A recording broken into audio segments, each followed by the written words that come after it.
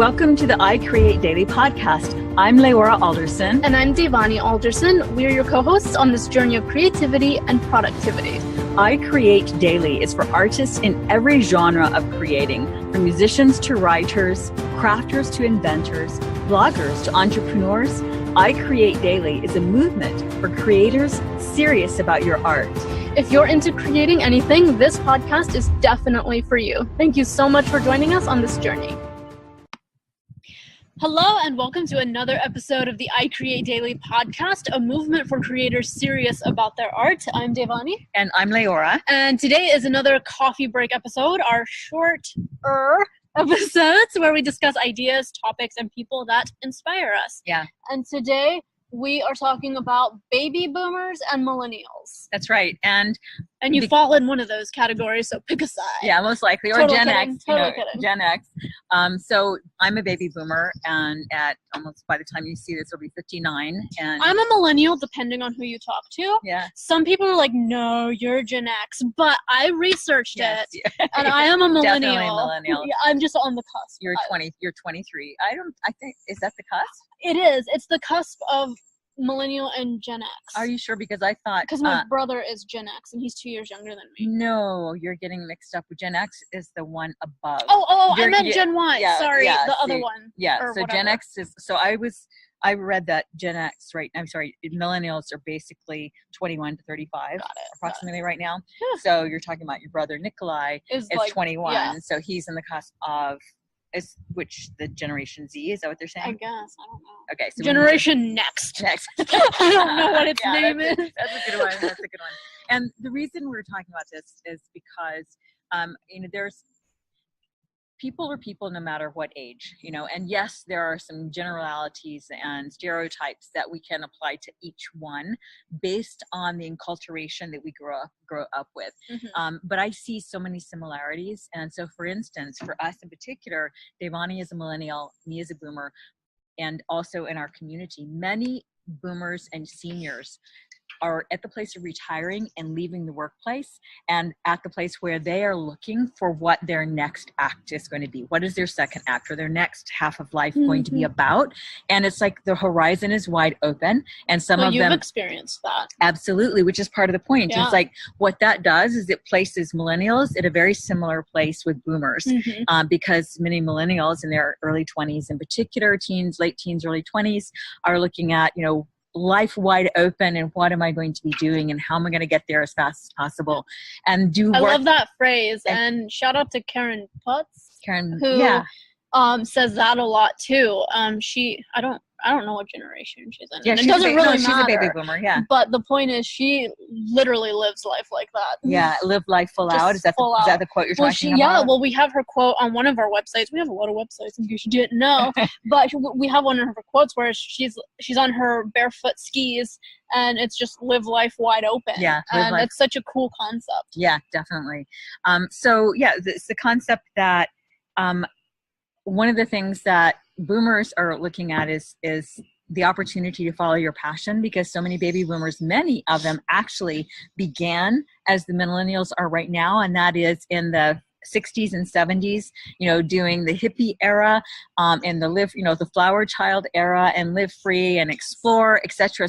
I'm many, so jealous. So many. Like I'm not, but I am. I mean, like there's lots of weird things that happened in that era too, that like I romanticize the hippie era so much though. And you love the music, you love the Beatles. I love the Beatles. Yeah. I love the music. I love the whole flower crown concept that needs a major comeback. Yeah, she loves that. So a lot of times when she's hearing some of the music favorites from the 70s and 80s and 60s, then she loves that. And so there's so many areas of synchronicity that where our interests overlap, which is really cool. But I think that the point is that there are many millennials and who are finding that with their boomer parents, but a lot of times there's a lot of stuff in the way that gets in the way of them actually recognizing how many similarities there are and how much they can help each other. Yeah. So one of the things that millennials are so focused on in general is to follow their passions, and how they don't want to live the life that their parents lived of clocking in, doing a job that you don't necessarily love to pay the bills. It's like that's kind of what they're rebelling against. Whereas many of the baby boomers are going, hey, you have to pay your dues, kid. It's like your school hazing. Yeah, well, not exactly. I mean, it's not as intense necessarily, but it is sort of like the concept of, well, you're the newbie on the block, I see what you're saying. You gotta, Well, yeah. Here's the pranks that were pulled on me. And well, but it's so it even goes. So yes, I can see the correlation, and then it also ties in with the concept of I had to take the hard route here, and so you two do too. And it's sort of like it justifies, as if it justifies having to have gone that route. Whereas the millennials are saying, well, just because you did that doesn't mean I have to. And just because that was your version of hard doesn't mean that my version of hard isn't equally as character building. Excellent point. And yes, there are the millennials who want things right now and are impatient. One of our online mentors, Gary Vaynerchuk, is constantly talking to people and of all ages, but in particular the younger people, to be patient. You have time on your side. And I would say this to the boomers as well. Be patient with yourself, with discovering your passion if you aren't already sure, because you have spent 20, 30 years covering it up and subduing it and not giving it priority, not giving it the driver's seat in your life. But you've also spent 20 to 30 or more years building skill sets. Absolutely. Absolutely. And so it's like some people may be saying, well, the skills that I learned in the marketplace, I don't want to, let's say for instance, one of our community members, Lynn Hundley, she was a pastor for 30 years, I think 20 or 30 years. I get the decades actually mixed up, but she's also an artist. So she went back to school recently, I think maybe a few years ago, to get an art major and now pursue her art passion. And she's trying to ferret through what expression that will take in the world and her next chapter will take in the world. Which is almost like, because in her career as a pastor, it was helping other people figure out what they wanted, and now she gets to take that journey herself, which has been really cool to see unfold.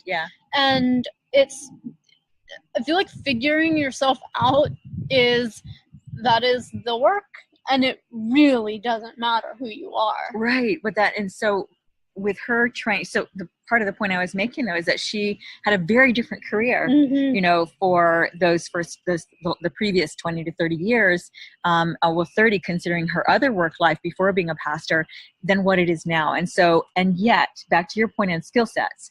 So while it may be that she wasn't a professional artist during those years, she still acquired a number of skill sets that are applicable in many areas of life. So it's like, figure out, if what you want to do in the second half of life, if you're older, if you're a boomer or a senior, wasn't anything like what you did the first part, just make a list of your strengths and identify what they are. Make a list of your passions on another column. So strengths on one column, passions on another column, and then see, as you get it all done, after you get it all done, where there might be overlaps. And that might be a clue as to what it is that you would be best at pursuing next, what you love. So what your passions are, what your strengths are, and then find the intersection between the two. Yeah, and you mentioned Gary Vee earlier, and he had a video that we'll link about, it was something like the next 6 minutes for the next 6 years. I don't know what it was. It was like the next 4 minutes for the next 4 decades of your life. Anyway, it was some really cool title, but he was really directing it toward the baby boomer generation. And he was telling them, like, not only do you have all this wisdom built up from your career and from your life and from just experience that you've been through in life, but you have the skills, you have the work ethic, you have the confidence that comes with skills, and now you just have to embrace this new era of technology to really put that into the world. And that really inspired me too, because before watching that, I had felt like I should be at this level, and I should be doing this, and I should be great at that, and I should, I should already be like perfect at everything, basically, because I should. And then it reminded me, like, you're literally so young, and you could fail so much and yet still come out at the end. Like, and you read so many of these like big companies that are out today, and so many of them started later on in life, 50s, 60s, even 80s. I think the guy who started KFC was in his 60s or so, 50s or 60s when he started that, and it's like a huge household brand chain in America, at least. And so it's like this concept of allow yourself to be pulled by passion, but also pulled by skill sets that you're interested in, because you do have to develop those. Yeah, that's absolutely right. And one of the things you mentioned, millennials and so I think part of the pressure, especially for millennials who have entrepreneurial drive and aspirations to do more with their life, and you would fall into that category as well. It's like when you started serving clients for social media when you were 15. That was part of your homeschooling educational background. And that's one of the ways that you learned about business, and at least in particular, serving clients. Your strength hasn't yet been business building per se, but in terms of client services and learning and becoming self-taught and learning to create structures and such around your endeavor and how to make that your endeavor. But I'm figuring out what you like. Figuring out what you like is a part of it. There's no way that you should necessarily know. You're that young until you've had more experiences. But let me finish my point before I forget. So part of the point is there's pressure a lot of times that young people place on themselves because people say, oh, you're so lucky, you're so young and you've got so much going for you. So becomes this threshold. And you're like, really? What is that? It's like by the time I'm, 20, then I should have accomplished all these things and it'll be all the more impressive, and people will be, pleased with me or place me on a pedestal just by virtue of my youth having achieved these things. And so then when you kind of miss that mark, like you at 23 didn't get some of the things that you had on your list that you wanted to have done by 21. And as a result, you can kind of feel like I failed. But the bottom line is you still have so much time if you keep at it, not to take a vacation. I don't agree with Gary Vaynerchuk about just close your eyes and don't worry about anything, except when he's saying close your eyes and buckle down and get to work. Because if you unless, and this is another good point, unless you are so driven that you want to see the world above all else that you can't focus and even imagine doing anything else, if you're able to do that financially, then by all means, take a leap year, take a gap year as they call it, and see the world if you can. But while you're doing that, begin to develop a passion, not a passion so much as skills around your interest, and then those will begin to show you the way. Yeah, and do you remember?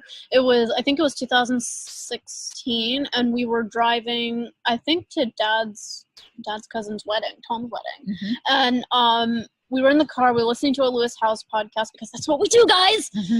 And we were listening to and I remember it was one of his podcasts because he was talking, and I don't remember what episode. It was probably like one of his quick 5-minute Friday things, but he was talking about.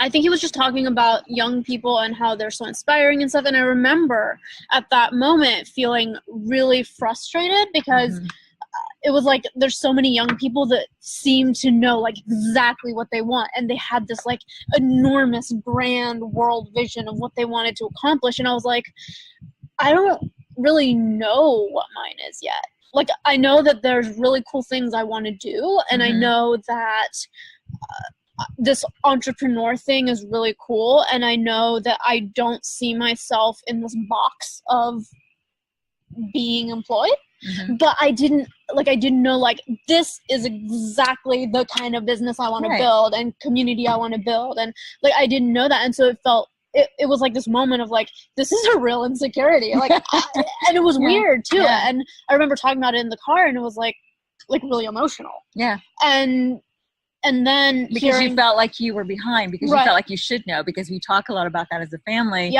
And I'm clear. And so it's like, but you thought that, you were missing something. I know. I was like, what am I missing here? Because people are like, you're so young. You seem to have it figured out. I'm like, really? No, I don't. Yeah. When was that? Yeah. You thought I had it figured out. Right. I've been pretending really well, right? I know, right? Yeah. But, and I think that gets to like imposter syndrome of like, because you can do some things and then people see the things you did do, but they don't necessarily see the internal struggle that anybody goes through. And so like when I see online like millennials bashing one generation or boomers bashing a millennial young person, it's like all you see is the stuff the media portrays about them. All you see are the rants and rambles that go online from whoever. You don't see all their insecurities. Right. Because we don't talk about it a lot. Right. Absolutely. And back to that, your point, the millennials get frustrated with boomer parents. recognize that they're also struggling a lot of times with the fact that their life is more than half over, and they may or may not even have begun their passion pursuit yet. And, then to see millennials at such a young age thinking, well, that's what I should do first and foremost, that resistance and that pushback you're getting from them, it comes from their own pain unconsciously. It comes from the fact that they sacrificed their dreams in order to do what they were told they needed to do. And so there's this support a family. And so there's this conflict between what happened to their dreams, they got buried versus, recognizing, in you, the passion to pursue yours early on and not waste time. And they also want, and obviously this is a big generalization because maybe you have a situation where it seems like your parents don't like anything you do at all and you can never please them or whatever, and I definitely empathize with that situation. But there's also people don't want you to fail, like people who really care about you, so like your parents, they don't want you to fail, and so they don't want you to that's part of the resistance too. Like they don't want to see somebody that they really care about go after something so passionately then to fall. Like nobody likes seeing that. Right. And I mean, everyone's family situation is different, so we can't pretend to know what might be driving your situation, whether you're the parent or the adult child. But it could be that, and it could also be that there is an unconscious thing on their part about feeling like if you soar, that they will look like the turkey, fly with the eagles versus the turkey kind of thing. And so there are some conversations you can, like Gary Vee, for instance, says, just ignore your parents, etc. But of course, not everyone has parents that are holding them back. So obviously, if you have parents who are encouraging you to better yourself and develop yourself in the direction of your dreams, listen to that. Put forth the effort and do that. But if you're having parents who feel like they're holding you back and have a negative state, you can probably have some very meaningful conversations. We got the dog alarm going off, but I think we can continue. You can probably have some very meaningful conversations if you start asking them questions, not resisting how they're trying to impinge your freedom, but rather ask questions that help them probe their own passions, because that may be something that they've never really yet done. And to boomers, I would say, boomers and seniors, get over this thing about saying things like, I still don't even know how to program my VCR. We don't even have VCRs anymore. And, so bottom line is that was yesteryear when it is that was the beginning of our technological revolution. If you could program a VCR, the rest of us are more worried about our smartphones, and if you can program that. Well, no, but let me finish. So the thing is that this is here. This new millennial and this technology is here to stay, and it's here to continue increasing exponentially. And that is your gateway. That is your ticket to the world. Those of you who really wanted to always travel, there's a lot of traveling that can be done virtually by connecting with people all over the world first, different cultures, different ways of being, sharing your work with the entire world. So technology is just another language to learn. And mostly it's English. It's like, okay, maybe pidgin English, and then it's half English and half text speak. And millennials, don't get so frustrated about older people using technology. I used to get frustrated all the time. Grab my phone out of my hand. Oh, I know. I was terrible at it. I was like, no, just give it to me. Oh my God, let me do it. Oh, it took me 5 hours, and I'm moved on already. Not really. It wasn't that bad. I'm just characterizing. I did caricature.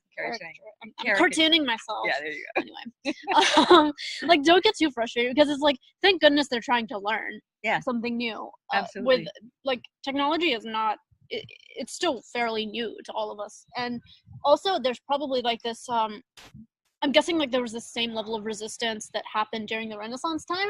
When new artists were coming forth, and they were exploring their passions and what they really wanted to do. They were exploring new ideas that had never been thought of before, because their previous generation had this notion that, they were born in a class, they were born in a specific social structure that was rigid, and so I'm sure that they experienced the same exact pushback too. Absolutely. When they tried to be I want to be a scientist, I want to be an artist like Leonardo da Vinci. it'd be really cool to know what his parents thought about him being like good at everything. Yeah. The pushback there, I think a lot of that pushback is tradition, which is routine, routine is great when it's working in your favor to help you get your goals done, but it can also quickly turn to into a rut if it's a negative. So it's also pushback against tradition, you know, and it's like tradition is the comfort zone that has allowed society to grow into what it is thus far, and to families to grow into what it is thus far. And so it's the breaking of that tradition that feels like it's breaking something sacred to people, whether it's a traditional holiday, you know, there's the nostalgia, there's the emotion, you know, there's the association of everything familiar. Memories. Absolutely. And so those are things that, you know, get a lot of pushback. And so our take on it is, you know, don't be afraid to question your traditions. Don't be afraid to question your mentality on any of it. And, you know, carry forward that which serves you in the world today, and that, you know, but don't hold on to that which is keeping you from making progress and doing the work you really want to do in the world. And that just made me think, like, because I was thinking about traditions, and there's this thing where we, like, in America at least, and in many, I think, evolving cultures, there aren't so many like initiations in becoming a man or becoming a woman. Like, those are kind of evaporating a little bit. And it's, on one hand, it's slightly worrisome because it's like, well, when is the defining moment of somebody being an adult versus still a kid? Because, you know, a lot of times I just still feel like a kid. I don't feel like an adult all the time. And so what is interesting is that it's sort of like the entrepreneurial journey, the creative journey, the craft-driven journey of anybody, no matter whether you're doing something in the arts or something in a different field altogether. The journey of just evolving yourself and growing is its own initiation. Yeah. And I think that when we start recognizing some of that, we'll start being less obsessed with somebody's age and more obsessed with how are you developing yourself at whatever stage that happens. How are you doing? And I think a lot of that, we see a lot of that in how it is on the world scene, in particular in the entrepreneurial world that we like to tune into. People like Pierre Diamandis, who is a baby boomer, probably in the upper side of the baby boomer age range, and yet is so revered and admired by all ages, including millennials. So it isn't about age. It's about mindset. You know, it is about, like, one of our online mentors is Jeff Hoffman, original founder of Priceline.com, amongst other businesses, serial entrepreneur, billionaire.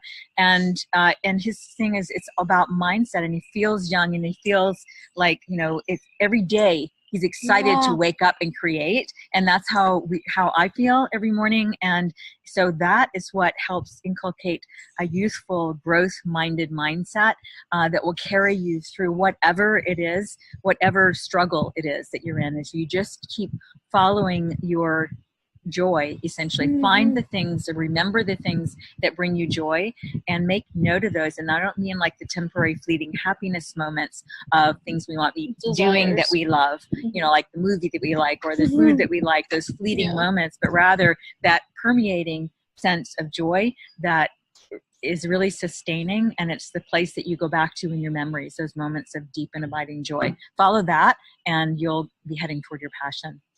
Yes. That's a wrap. That's a wrap. Bye, guys. Thanks for the conversation. Thank you. Thanks so much for joining us for the I Create Daily podcast. Please let us know what creatives you would like us to interview and what topics you would be interested in hearing more about. And if you enjoyed this show, please leave a review on iTunes. We value your feedback. We read all the reviews, and it just helps us get the word out on the I Create Daily podcast. Thank you so much. Thanks so much.